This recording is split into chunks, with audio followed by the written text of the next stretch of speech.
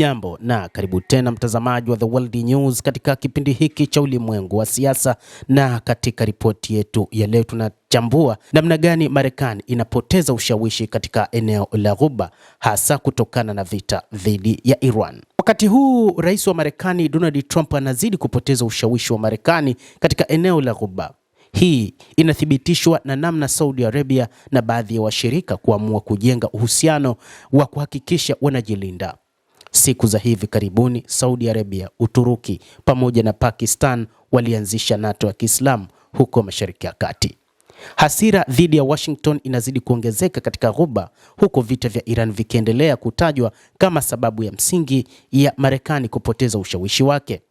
Saudi Arabia, Umoja wa Falme za Kiarabu, Qatar, Kuwait na Bahrain ambazo ndizo zilizohusika zaidi katika vita dhidi ya Iran zikishambuliwa kwa kiasi kikubwa, hasa kutokana na kwamba zilikuwa na kambi za Kimarekani. Wanaulizana, je, Marekani bado inaweza kuaminiwa katika eneo hilo na kuleta usalama wa eneo hilo? Hili ni swali ambalo kimsingi Saudi Arabia imejiuliza, hasa katika kipindi hiki cha tangu mwezi Februari hadi wakati huu katika mapambano ya Marekani na Iran. Kwa namna moja ama nyingine, utafiti wa kivita unaonyesha kwamba Marekani imejali sana Israel kuliko nchi yoyote Mashariki ya Kati, hasa katika kipindi cha mapambano. Wakati ambapo nchi za Ghuba zikiishiwa na mifumo ya ulinzi wa anga katika kambi za Marekani, Marekani iliamua kusitisha mapigano. Lakini wakati huo huo ikishindwa kuhakikisha inayalinda vilivyo mataifa hayo ambayo kimsingi yamekuwa yakiamini Marekani ndio taifa pekee ambalo linaweza likawapa ulinzi wa kutosha. Wakati vita vya Marekani na Iran vikiendelea kwa zaidi ya miezi mitano bila kumalizika, kuna zaidi ya mgogoro unaoendelea zaidi wa mafuta na usambazaji wa nishati. Takribani mataifa matano ya Asia Magharibi yamekuwa yakichanganyikiwa kutokana na Marekani kushindwa kusimamisha vita, huku rais wa Marekani Donald Trump akiendelea kutoa madai yanayokinzana kuhusu makubaliano ya amani na Tehran. Kuchanganyikiwa sio tu shinikizo la kidiplomasia kwa ikulu ya White House, lakini kwa mujibu wa ripoti katika gazeti la Washington Post, Saudi Arabia, Umoja wa Falme za Kiarabu UAE, Qatar, Kuwait pamoja na Bahrain hata zinatilia shaka manufaa ya kukaribisha baadhi ya kambi kubwa zaidi za kijeshi za Marekani katika eneo hilo.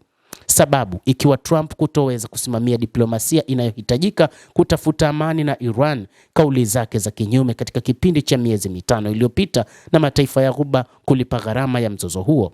Hali ya mataifa ya Asia Magharibi ilithibitishwa na The Washington Post na maafisa watatu na wanadiplomasia wa zamani wa Marekani, wakisema kwamba kinachotokea sasa ni nchi za Ghuba kulipa gharama ya vita vya Marekani dhidi ya Iran. Afisa mmoja katika Ghuba aliambia Posti kwamba hasira dhidi ya Marekani imefikia kiwango chake cha juu zaidi tangu Washington na Israel zilipoishambulia Iran kwa mara ya kwanza mwezi Februari, akisema Trump alianzisha vita hivi na tunalipa gharama sie. Mchambuzi Firas Maksad katika kundi la Euroasia aliliambia jarida hilo kuwa washirika wanahisi kuingizwa kwenye vita ambavyo hawakuwahi kutaka, na kwamba sera ya Trump dhidi ya Iran inaonekana katika eneo hilo kuwa isiyo na sheria na isiyotabirika.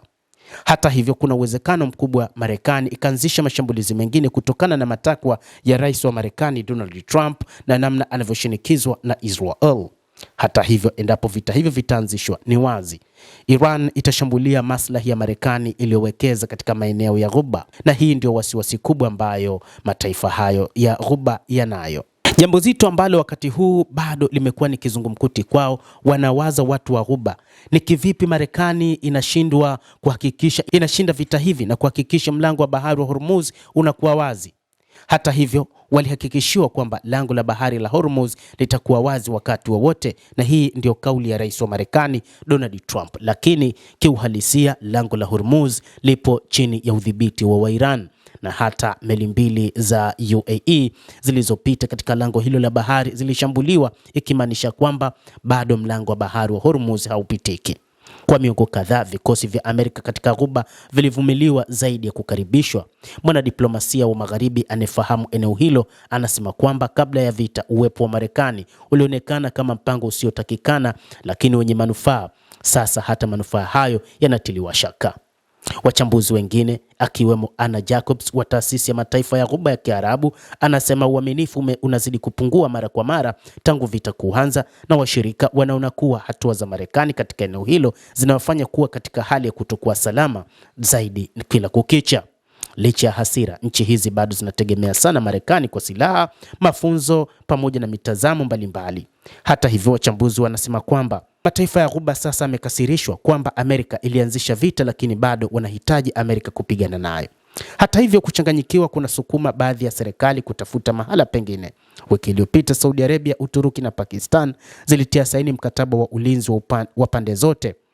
Afisa wa ngazi ya juu wa Ulaya aliuita ujumbe wa wazi kwa Washington akisema mataifa hayo matatu yenye Wasunni wengi yanaeneza dau lao la usalama kwa sababu hawaoni tena Marekani kuwa ya kutosha peke yake na ya kuwapa msaada. Na inaonekana pengine mtazamo huu wa Saudi Arabia, Pakistan na Uturuki huenda ukaunganisha mataifa mengi zaidi kadri siku zinavyozidi kwenda, na kwamba kutakuwa na NATO nyingine katika eneo la Mashariki ya Kati, na hii itakuwa ni sababu ya Marekani kutoaminiwa na kuondolewa kabisa katika eneo hilo la Mashariki ya Kati, jambo ambalo litaipa nafasi kubwa sana Iran, na Iran itaonekana moja kati ya nchi ambazo zina ushawishi mkubwa katika eneo hilo la Mashariki ya Kati.